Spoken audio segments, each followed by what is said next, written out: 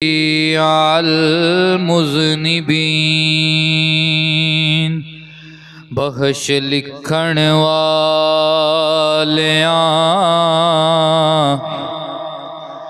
जुमलियां नूं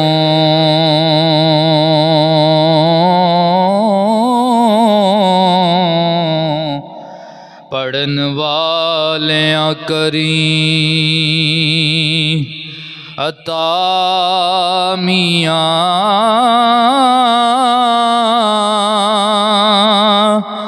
सुनन वालियां नूं बख्श खुशी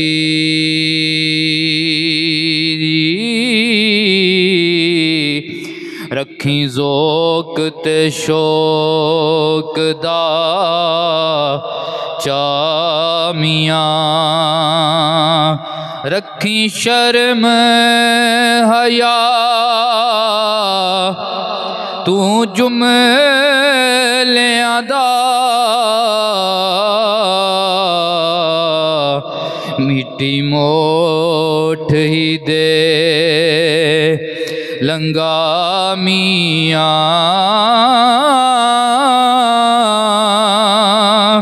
वारस शाह तमामी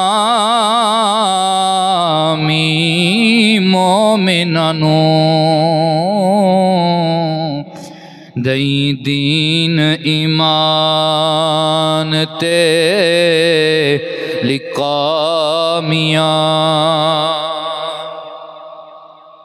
अल्लाह लम यज़ल की हम्दो सना हुज़ूर करीम हज़रत मोहम्मद मुस्तफ़ा सल्लल्लाहु अलैहि व आलिहि वसल्लम आपके हुज़ूर नाज़ में अक़ीदत व मोहब्बत का नजराना पेश करने के बाद वाजिबुल इहतराम हर दिल अज़ीज़ मेरे बुज़ुर्गों तमाम की खिदमत में बंदा नचीज़ सलामी मोहब्बत पेश करता है, दुआ करता है अल्लाह लम यज़ल हम सब को अपनी बारगाह में हमारा आना कबूल व मंजूर फरमाए, हमें दीन और दुनिया की भलाइयाँ नसीब फरमाए। शुक्र गुज़ार इबादत गुज़ार बंदा बन कर रहने की अल्लाह हमें तौफीक अता फरमाए। आज के खुतबा जुम्मा के अंदर मैंने आप अहबाब के सामने जिस मौजू पे गुफ्तगू करनी है वो है खामोशी की फजीलत क्या है, खामोशी के फ़वाइद क्या हैं, नबी करीम सल्लल्लाहु अलैहि वसल्लम के इस हवाला से फ़रामीन क्या हैं। और आज 22 जमादियुस्सानी भी है और ये आज का दिन खलीफा बिला फसल खलीफा अव्वल खलीफा बरहक हज़रत अमीरुल मोमिनीन अबू बकर सिद्दीक़ रज़ियल्लाहु ताला अन्हो की विसाल मुबारक का भी दिन है। गो के आपका ज़िक्र खैर मैंने पिछले जुम्मा कर दिया, अब इसलिए कर रहे हैं कि जो कदर वाले लोग होते हैं वो अपने मौसमों को याद रखते हैं। इस्लाम के अजीम मौसमों में से बहुत बड़ा नाम हजूर के प्यारे सहाबी यारे गारे मुस्तफ़ा यारे मज़ार मुस्तफ़ा हज़रत अबू बकर सिद्दीक़ रज़ियल्लाहु ताला अन्हो का नाम मुबारक है, जो जिनका इस्लाम के ऊपर बहुत बड़ा एहसान है। नबी करीम सल्लल्लाहु अलैहि वसल्लम की एक हदीस इस वाले से अर्ज़ करता हूँ कि नबी पाक सल्लल्लाहु अलैहि वसल्लम ने फरमाया कि मैंने हर एक के एहसान का बदला दुनिया में उसे अता कर दिया। एक अबू बकर सिद्दीक है जिसके एहसानात इस्लाम पे इतने हैं जिनका बदला रब्बे मोहम्मद इन माशर में अता फरमाए। अल्लाह ताला हमें ऐसी बुजुर्ग हस्तियों के साथ मोहब्बत, इनका जो इश्क रसूल था अल्लाह हमें भी उसमें से हिस्सा अता फरमाए।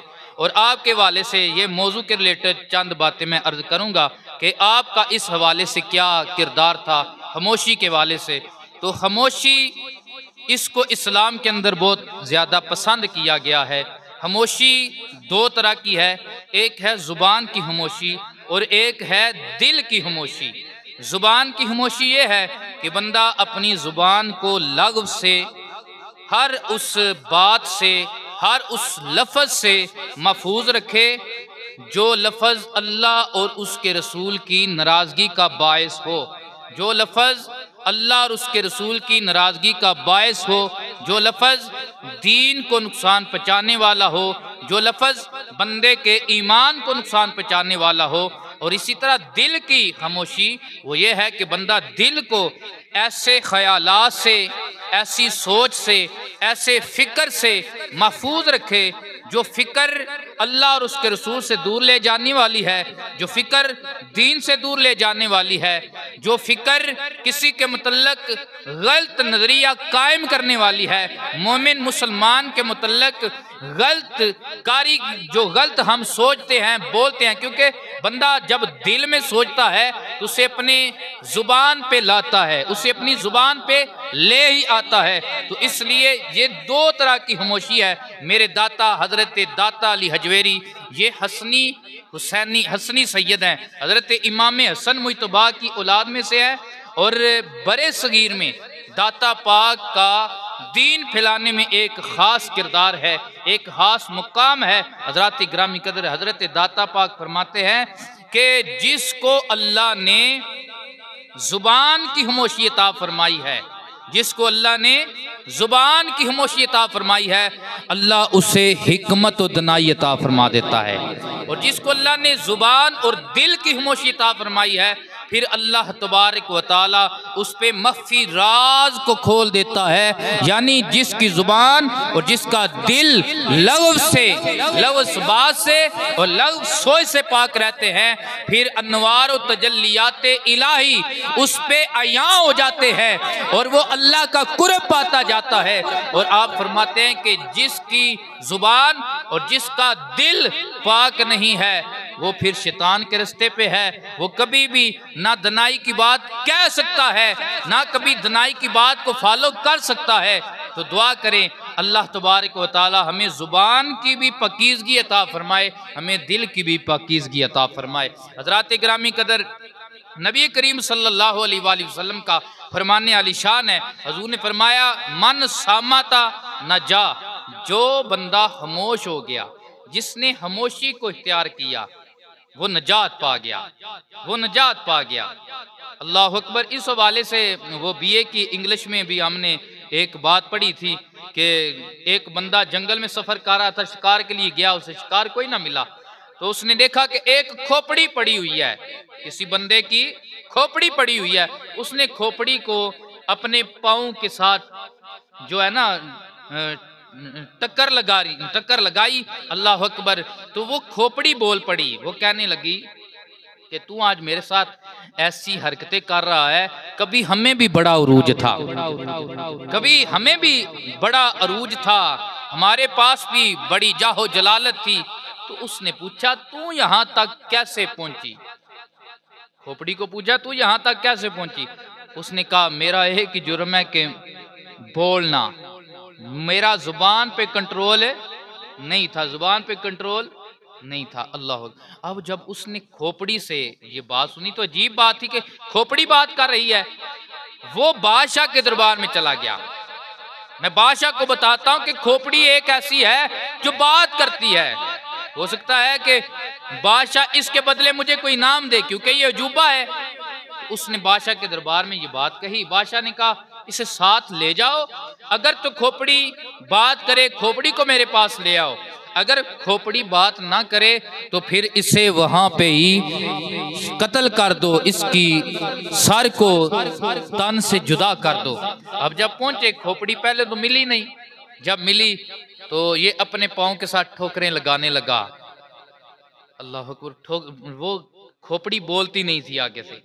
वो जब ना बोली खोपड़ी तो बादशाह के हुक्म के मुताबिक उसे भी कलम कर दिया गया। जब कलम किया ना खोपड़ी के पास, इसकी खोपड़ी भी गिरी। अब ये खोपड़ी बोली, अल्लाह अकबर। अब ये खोपड़ी बोली, इसने कहा बता तेरा क्या हाल है, तेरा क्या बना? उसने कहा सच तूने कहा था कि तुझे भी बोलने ने जलील किया, मुझे भी बोलने ने जलील किया। अगर मैं खामोश रहता, अगर मैं लालच में ना पड़ता तो शायद आज मेरी जान बच जाती। तो ये खामोशी के अंदर नजात है। वो बहराम बादशाह शिकार के लिए गया तो उसे कोई शिकार ना मिला। वो थक हार कर एक दरख्त के साए के नीचे बैठ गया। जब साए के नीचे बैठा ऊपर एक परिंदा बैठा था, वो बोला तो बादशाह बहराम ने तीर निकाला, उसे मारा, वो परिंदा नीचे आ गया। उसने कहा अगर ये बोलता ना तो आज बच जाता, अगर ये बोलता ना तो आज बच जाता। तो हज़रात इकरामी, जो बोलने वाला है, ज्यादा बोलने वाला है और फजूल बोलने वाला है, वो नजात नहीं पाता। नजात इसी में है कि बंदा खामोशी को इख्तियार कर ले।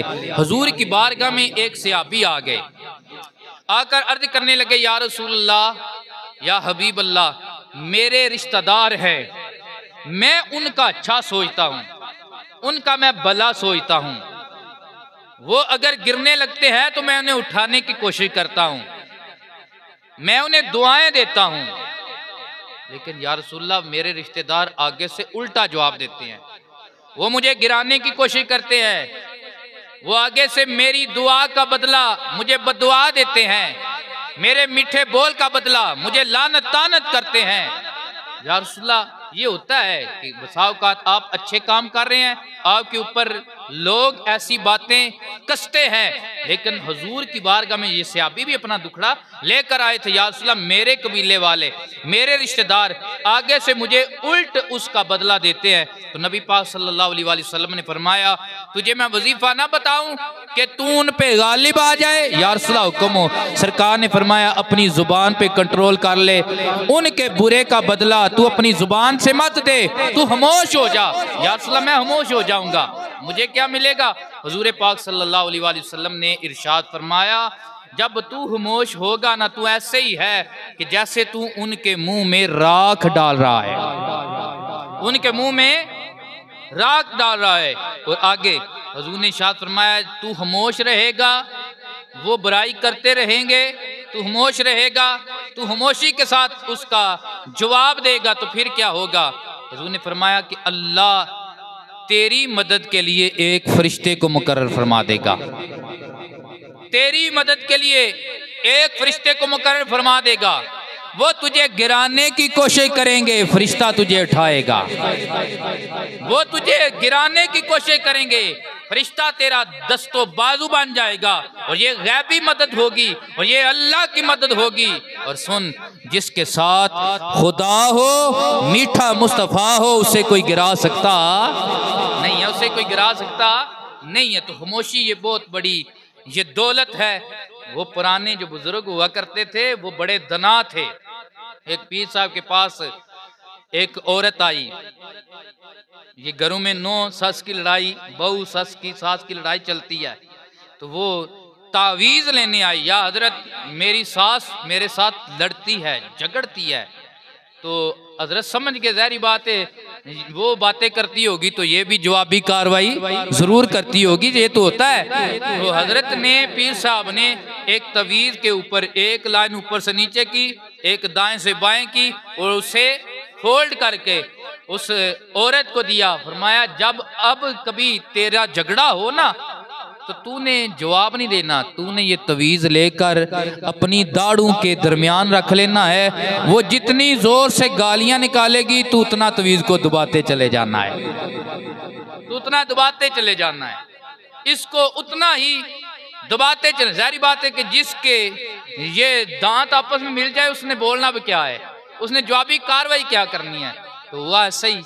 अब जब भी एक दो बार झगड़ा हुआ, तो वो सास थी, खैर वो सास माँ की जगह भी होती है, वो गालियां निकालती, वो ताने देती, आगे से ये और मुंह को बंद करती।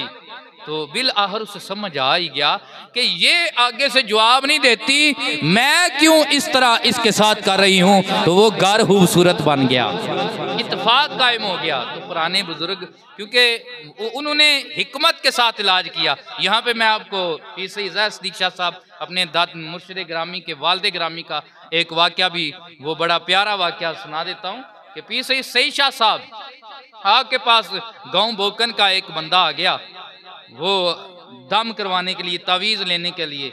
या हजरत, मैंने भैंस नहीं खरीदी है, लेकिन वो दूध नहीं देती है, दूध बहुत थोड़ा देती है, कम देती है। तो शाह नू पता सी भी ये पट्ठे किन्ने की पांदा है, ये खल किन्ने की पांदा है। शाह साहब ने एक हफ्ते के तवीज़ लिख दिए कहा कि रोजाना का एक तवीज़ 2 किलो खाल में डालकर इसे खिलाना है, 2 किलो खाल में डालकर इसे खिलाना है, वनडे में डालकर खिला दो। तो उसने अभी 2-3 दिन ही खिलाया था, बाल्टा दूध का उठाकर वो हजरत की बारगाह में आया, या हजरत आपके तवीज़ ने बड़ा कमाल किया। तो शाह साहब थे, उन्हें क्या था, अल्लाह ने उन्हें इज्जत दी थी, सैयद के घराने में पैदा किया था, इससे बड़ी क्या इज्जत हो सकती है। आपने फरमाया कमलिया ये तवीज़ दा कमाल नहीं, ये खाल दा कमाल है, तू बगैर तवीज़ तू भी खुआंदा रही हूँ, अल्लाह तेन दूध देंदा रहेगा।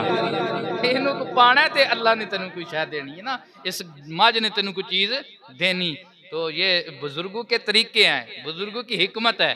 नबी करीम सल्लल्लाहु अलैहि वसल्लम ने खामोशी के मुतल्लक जो फरमीन इरशाद सरकार ने फरमाया, जो चाहता है कि वो सलामती पाए वो अपनी ज़ुबान पे कंट्रोल कर ले। किस पे कंट्रोल करे? अपनी ज़ुबान पे कंट्रोल कर ले, उससे सलामती मिलेगी, दीन की भी सलामती मिलेगी और दुनिया की भी सलामती मिलेगी। आका कौनैन सल्लल्लाहु अलैहि वसल्लम की सुन्नत मुताहरा में है कि सहाबा कहते हैं कि हमने देखा कि सरकार तूल समत, लंबी खामोशी वाले थे, लंबी खामोशी वाले थे, और सरकार कलील देहक, कम हंसने वाले थे। क्योंकि बंदा खामोश रहे तो संजीदगी आती है, खामोश रहे तो उसका ज़हन जो है अच्छा सोचता है, और नंबर 2 बंदा कम हंसे तो इसके साथ बंदे का वकार बहाल रहता है। नबी करीम सल्लल्लाहु अलैहि वसल्लम का फरमान है कि ज़्यादा हंसना और ज़्यादा बोलना, ज़्यादा हंसना और ज़्यादा फजूल बोलना, ये 2 ऐसी बीमारियां हैं जिनके साथ दिल सख्त भी हो जाते हैं और दिल मुर्दा भी हो जाते हैं, दिल सख्त भी हो जाते हैं और दिल मुर्दा भी हो। इसलिए नबी करीम सल्लल्लाहु अलैहि वसल्लम बहुत ज़्यादा लंबी खामोशी वाले, सरकार को अल्लाह ने जवामिल कलम अता फरमाया था। सरकार बहुत बड़ी बात को छोटे से जुमले में हल फरमा दिया करते थे। इस पे मैं आपको सुल्तान महमूद गज़नवी उनका एक वाक़या सुना देता हूँ, और उसमें हमारे लिए दर्स भी है कि आप लोग दीनदार लोगों के साथ मोहब्बत करने वाले हैं, उस वाले से। और सरकार अलैहिस्सलातु वस्सलाम ने किस तरह उनका मसला हल किया। सुल्तान महमूद गज़नवी जो थे, उन्हें हर वक्त ये खटखटा रहता था कि ये जो उलमा हैं ये दीन के वारिस हैं या नहीं है, नबी की मिरास के वारिस है या नहीं है, और दूसरा इनसे मोहब्बत करने वाला जन्नत में भी जाता है या नहीं है, और तीसरा कि मैं अपने बाप सबुक्तगीन का बेटा हूं या नहीं हूं, इसका गवाह अल्लाह रसूल अल्लाह है और माँ होती है। तो ये ख्याल में हर वक्त खटखटा रहता था। तो एक शब ऐसे हुआ कि इन्होंने सुल्तान महमूद गज़नवी ने देखा कि इनके दरवाजे पे जो लालटेन लटकी हुई है उसकी रोशनी में एक दीन का तालिब इल्म बैठकर सबक पढ़ता है। एक रात भी देखा, दूसरी रात भी देखा, तो उससे बुला लिया, पूछा क्या वजह है मेरे दरवाजे पे आके तुम बैठ जाते हो। तो उस दीन के तालिब इल्म ने कहा कि या हज़रत हम दिन को मस्जिद में मदरसा में अपने उस्ताद जी से सबक पढ़ते हैं, लेकिन रात के वक्त मदरसे में उसका इंतज़ाम नहीं है कि हम रोशनी में बैठकर अपना सबक तैयार कर सकें, हमारी मस्जिद में इंतज़ाम नहीं है। तो मैं आपके दरवाजे पे आकर रोशनी की मदद से अपना सबक तैयार करता हूँ, अपने उस्ताद जी को राज़ी करता हूँ, उन्हें सबक सुनाता हूँ, अज़बर करके जाता हूँ। तो सुबहान अल्लाह, जब सुल्तान महमूद गज़नवी ने ये देखा तो उसने आर्डर कर दिया कि मस्जिद में मदरसे में रोशनी का अच्छा इंतज़ाम कर दिया जाए। इधर रोशनी का इंतज़ाम किया, उधर मुकद्दर जागा, रात को सोए, हुजूर तशरीफ ले आए। मियाँ साहब फरमाते हैं सुफने अंदर मैनू माही मिले ते मैं गल विच पा लियां बावां, ओ डर दी मारी अख ना खोला, मता फेर विछड़ ना जावां। सुल्तान सुल्तान महमूद गजनवी को 3 खटखटे रहा करते थे, आया मैं अपने बाप की औलाद हूँ या नहीं हूँ, आया ये 3 पढ़ने पढ़ाने वाले रसूलुल्लाह की मिरास के वारिस हैं या नहीं है, आया इनसे प्यार करने वाला जन्नत का हकदार है या नहीं है। अल्लाह के नबी तशरीफ जो ले आए, सरकार ने उठाया, सीने लगाया, माथे पे बोसा देकर सुल्तान को फरमाया, ओए सबुक्तगीन के बेटे, तूने मेरे वारिस की खिदमत की है, हमने तुझे जन्नत की जमानत दे दी है, हमने तुझे जन्नत की। ये 3 उनके सवाल थे, सरकार ने एक जुमले में उन्हें जवाब था। सरकार को अल्लाह ने जवामिल कलम अता फरमाया था। सरकार छोटा सा जुमला बोलते थे, कई रमूज खुल जाते थे। सरकार अगर मजाक में भी बोलते थे ना, तो सरकार के मजाक में भी ऐसे उकदे खुलते थे कि सरकार ने एक छोटे से आबी उमैर, उनने परिंदा बांध रखा था, वो परिंदा मर गया। सरकार उनके घर तशरीफ ले जाते थे, बड़ा प्यार करते थे। सरकार ने उन्हें उठाया, फरमाया या उमैर मा फाल अनुएर। सरकार ने मजाक में फरमाया, उमैर तेरे परिंदे दा की बने हैं, उमैर तेरे परिंदे का क्या बना है। तो हजरत इमाम शाफी फरमाते हैं कि हुजूर ने ये जुमला बच्चे के साथ किया था, बच्चे के साथ बोला था और मजाक में बोला था, हंसते मुस्कुराते बोला था, लेकिन इस जुमले से भी 100 मसले दीन के हल होते हैं, 100 मसले इससे भी हल होते हैं। तो जो कम गो हो, कम बोलने वाला हो और अपनी बात को सलामत रखने वाला हो, यानी लग़्व से अपनी ज़ुबान को बचाने वाला हो, तो अल्लाह उसकी ज़ुबान पे हिकमत और दनाई के जुमलों को नाज़िल फरमाता है, जारी फरमा देता है। सुबहान अल्लाह। एक बुजुर्ग उन्होंने देखा, देखे बिल्कुल खामोश रहने का मकसद ये नहीं है कि आप अच्छी बात ना करें, इसका मकसद ये है कि हम फजूल बात से बचें, फजूल गोई से। जिस तरह हमारे होता है कि हम हर वक्त अक्सर बैठकों में तो हमारा यही चलता है निज़ाम, हम जब भी कहीं बैठ जाते हैं तो हम फजूल गुफ्तगू, हत्ता कि हम जनाजों में भी गुफ्तगू शुरू कर देते हैं, और वो भी लायानी फजूल गुफ्तगू, इबरत वाली नहीं, फजूल गुफ्तगू हम वहाँ पे भी शुरू कर देते हैं। हम फातिहा पे बैठे हैं, वहाँ पे फजूल गुफ्तगू चल रही है। तो एक बुजुर्ग थे, वो गुजर रहे थे, उन्होंने देखा कि एक बंदा कह रहा है कि लंबी खामोशी में बेहतरी है, लंबी खामोशी में बेहतरी है। तो उस अल्लाह के वली ने कहा कि तेरा खामोश रहना बेहतर है, मेरा बोलना बेहतर है, तेरा खामोश रहना बेहतर है, मेरा बोलना बेहतर है, क्योंकि तू जब बोलेगा तो जहल बकेगा, तू जब बोलेगा तो लहव बोलेगा, और मैं जब बोलूंगा तो आमना के लाल की हदीस सुनाऊंगा। तो अच्छा बोलने में कोई हरज नहीं है। सरकार ने फरमाया बंदा मर जाए, उसके अमाल का सिलसिला खत्म हो जाता है, सिवाय 3 कामों के। कितने कामों के? 3 कामों के। नंबर 1 सदका जारिया, सदका जारिया। आपने ऐसा सदका किया, आपने ऐसा सदका किया कि जिसका बाद में भी लोगों को फायदा होता रहा। जब तक लोग फायदा उठाते रहेंगे, मरने वाले को उसकी कब्र में भी उसका अजर मिलता रहेगा। नंबर 2 नेक औलाद, जो उसके लिए साले काम करके दुआ करे, नमाज पढ़े, उसके लिए दुआ। जाहिर बात है, अब हम लोग, हमारे अंदर ये शेड्यूल बन गया कि हमने साल बाद ही सालाना बरसी करवानी है, लेकिन तवज्जो करें, हम दिन में 5 नमाजें पढ़ते हैं। हर नमाज 4 रकत वाली है, या 2 रकत वाली है, या 3 रकत वाली है। हर नमाज की अत्तहियात में और गैर मुक़द्दा सुन्नतों में और नवाफल के हर अत्तहियात में हम एक दुआ मांगते हैं, रब्बी जालनी मुकीम सलाती व मिन ज़ुर्रियती रब्बाना व तक़ब्बल दुआ, रब्बाना फ़िरली वाली वाली वाली वाली दैया। तो जो बंदा दिन में 5 नमाजें कामिल पढ़े तो खुद अंदाजा लगा लें वो अपने मरने वाले वालदैन के लिए कितनी दुआएं मांग रहा है। उसके वालदैन को, ये सिर्फ अजर बंदे नमाज पढ़ने वाले तक महदूद नहीं है। जब आप मांग रहे हैं रब्बाना फ़िरली वाले दैया, मौला मुझे भी बख्श दे, मेरे वालिदैन को भी बख्श दे, तो समझे आपने दिन में 5 नमाजें पढ़ी, जितनी अत्तहियात बैठे आप और कामिल अत्तहियात आपने पढ़ी है, आपने उतनी मर्तबा अपनी मरी हुई माँ को भी सवाब पहुँचाया है, मरे हुए बाप को भी सवाब पहुँचाया है। एक बंदा साल के बाद सिर्फ बरसी कराए, ये मना नहीं है, ये हराम भी नहीं है। हम शिद्दत पसंद नहीं कि ये कोई हराम है, बिद्दत है, ऐसी बात नहीं।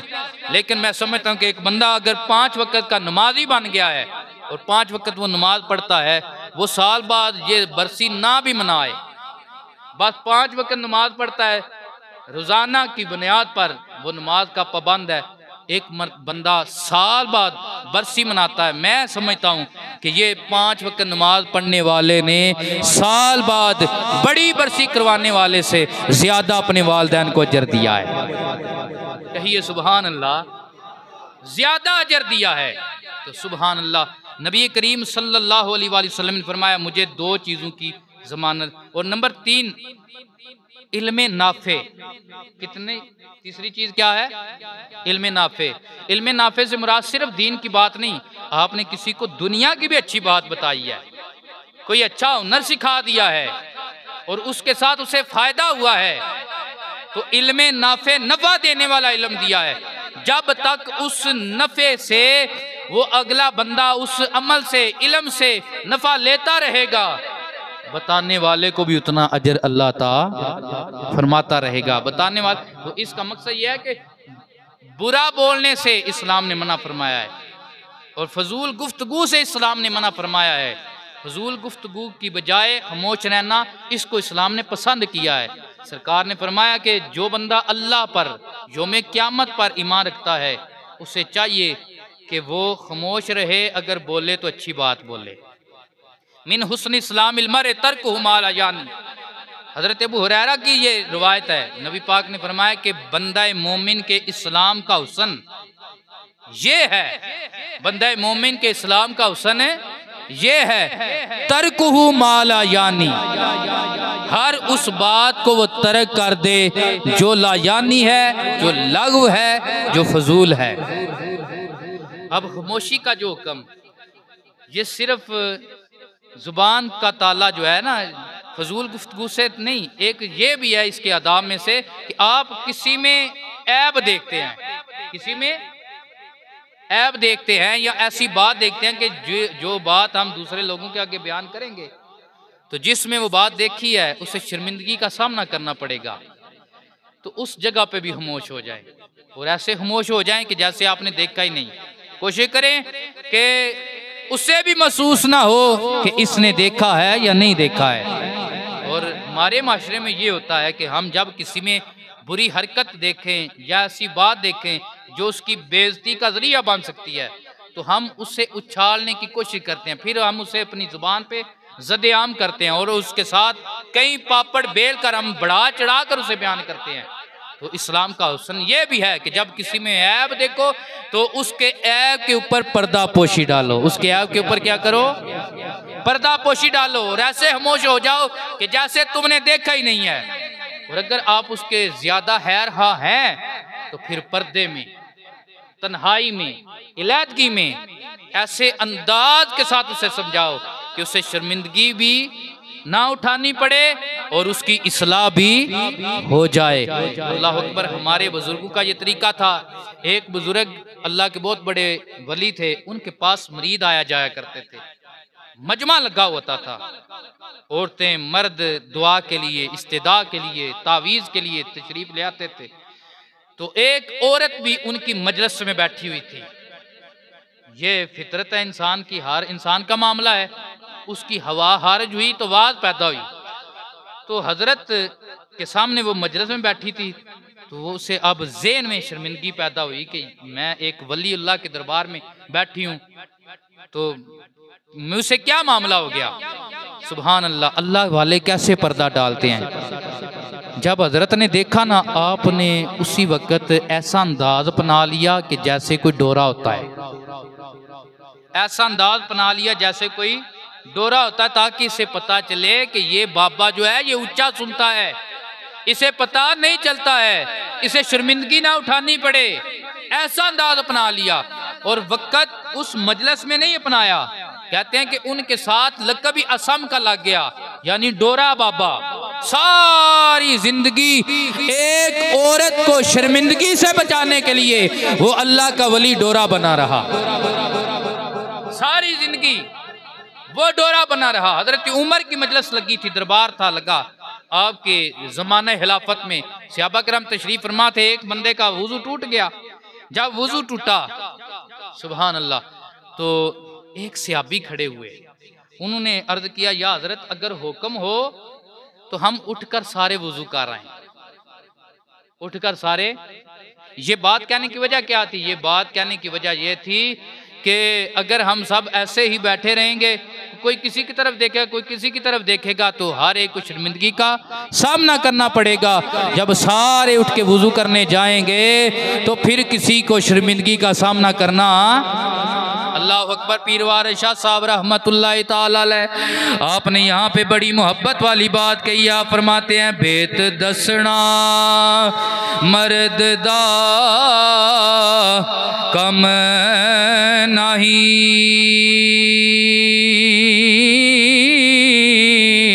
मर्द सोयो जो वेह दम कुट जावे, ते गल जी दे विच रवे खुफिया,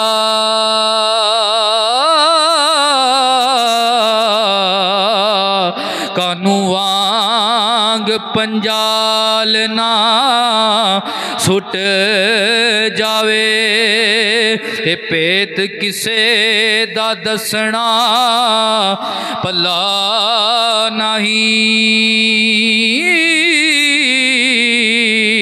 भावें पुछ के लोक न खुट जावे, वारिस शाह न पेत संदूक खोलिए, भावें जान दा जंदरा टुट जावे। सुभान अल्लाह। तो अल्लाह के वलियों की क्या ही बातें हैं। वो एक खामोशी अदब किया है। सावकात आपको इल्म है, आखिरी बात क्योंकि वक़्त नहीं है, इजाज़त नहीं देता, तो एक खामोशी अदब किया कि बाद मजालस ऐसी होती हैं कि जहाँ पे आपको बात आती भी हो, आपको बोलनी नहीं चाहिए। हज़रत अब्दुल्ला बिन उमर रज़ी अल्लाह ताला अन्हु, आप कहते हैं कि सहाबा की जमात लगी हुई है, सारे सहाबा उम्र में मेरे से बड़े हैं और मैं उम्र में सबसे छोटा हूँ। हजूर का इंतज़ार कर रहे हैं। इतने में अल्लाह के नबी तशरीफ़ ले आए। हजूर करीम सल्लल्लाहु अलैहि वसल्लम ने आते ही फरमाया, ऐ मेरे सहाबा, आज मैंने तुमसे एक सवाल पूछना है। या रसूल अल्लाह हुक्म हो। फरमाया, मोमिन की मिसाल उस दरख्त जैसी है जिसके पत्ते नहीं जड़ते, बताओ वो दरख्त कौन सा है? अब्दुल्ला बिन उमर इब्ने उमर कहते हैं कि मेरे ज़हन में फौरन जवाब आ गया, लेकिन मैंने जवाब नहीं दिया। मैं अगर पहल करूंगा तो बड़े सहाबा की बेअदबी हो जाएगी। मैं अगर पहल करूंगा तो बड़े सहाबा की बेअदबी हो जाएगी। कहते हैं बड़े सहाबा ने जवाब दिया ना। जब जवाब दिया, किसी ने कहा कीकर का दरख्त है, किसी ने कोई दरख्त बोला। नबी पाक सल्लल्लाहु अलैहि वसल्लम ने फरमाया, तुम्हारा जवाब मेरे सवाल के ऐन मुताबिक नहीं है। सवाल भी मैंने किया था, जवाब भी मैं ही दूंगा। अब्दुल्ला बिन उमर, तुम बोलते नहीं। अब्दुल्ला कहते हैं, पहले इसलिए नहीं बोला कि पहल करूंगा बेअदबी हो जाएगी, अब इसलिए नहीं बोल रहा कि बड़े सहाबा को सही जवाब नहीं आया। मैं जवाब दूंगा तो बड़ों को शर्मिंदगी उठाना पड़ेगी, इसलिए मैं इनके अदब की वजह से खामोश हो गया हूँ। क्योंकि सवाल करने वाला जवाब देने की ज्यादा ताकत रखता है। बाज बुलाया बोलन नाही, मजलस विच सियाणे कुर्ब उनानु हासिल नाही, जेड़े सुहन करन अनपाणे।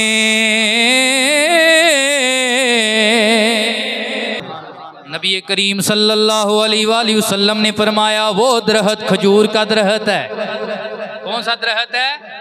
खजूर का दरख्त है। आपने अक्सर देखा होगा इसकी पूरी टहनी उतर जाती है लेकिन इसके पत्ते झड़ते नहीं है। इसी वजह से इसके टहनी को हम झाड़ू भी बनाते हैं, मसाजिद के अंदर झाड़ू के तौर पे इस्तेमाल किया जाता है। अब आपके ज़हन में ये भी सवाल आया होगा कि अल्लाह के नबी ने खजूर के साथ बंदे मोमिन को तशबीह क्यों दी है? इसलिए दी है कि जैसे बहार हो या हज़ा हो, बारिश हो या खुश्की हो, जैसा भी मौसम हो, इसके पत्ते अपनी टहनी के साथ जुड़े रहते हैं, पक्के रहते हैं। इसी तरह ईमान वाले के ऊपर जैसा भी वक्त आ जाए, जैसी भी आजमाइश आ जाए, ये अपने ईमान का पक्का होता है। ईमान का सौदा, ईमान का सौदा ये इसका हदीस का अमली प्रैक्टिकल अगर देखना हो तो करबला के मैदान में चले जाओ। सुबहान अल्लाह, आपके बच्चों को लेकर नुमाया गया, आपके इर्द गिर्द गिरहम के इर्द गिर्द आग को जलाकर जमाया गया, पानी बंद करके जमाया गया, भाइयों को शहीद करके आजमाया गया। और कहने लगा शिमर, ओए हुसैन, हमने पानी बंद किया, हमने आग के चहे जलाए, लेकिन तुम्हारे है मुंह से कुरान के अलावा और कोई आवाज आई नहीं। कुरान के अलावा और कोई आवाज है? हमने आहो फगाज सुना नहीं, हमने कोई मातमदारी सुनी नहीं है। अल्लाह अकबर। मेरे इमाम ने अपने नाना का ये फरमान पढ़ा, लैयता फर्रका यारिदा अलहत्ता यारिदा अलैयल हौज। तूने नहीं सुना है कि मेरी आल का और कुरान का इतना गूढ़ा ताल्लुक है कि ये दिन माशर के हौज़े कौसर पर भी मेरे पास इकट्ठे आएंगे। तू कहता है हम कुरान छोड़ने वाले हैं। उन्होंने कहा हुसैन, हम तुझे ऐसी ऐसी आजमाइश में डालेंगे, तू कुरान छोड़ के आहो फगा करेगा। अल्लाह अकबर। मेरे हुसैन पाक ने फरमाया ये तो वक्त बताएगा कि हुसैन का दाढ़ भी कुरान सुनाएगा, हुसैन का सर भी कुरान सुनाएगा, हुसैन का दाढ़ भी कुरान सुनाएगा, हुसैन का सर भी कुरान सुनाएगा। उनने कदम कदम पे आजमाया, लेकिन मेरे इमाम ईमान से डगमगाए, अपने मौकफ से डगमगाए। मर्द अल्लाह दे मुड़ दे नाही, सुहन जुबानो करके मर्द पिड़ा विच लड़न लड़ाइयां, ओ जान तली ते तर के। अल्लाह ताला कबूल फरमाए हमें भी वही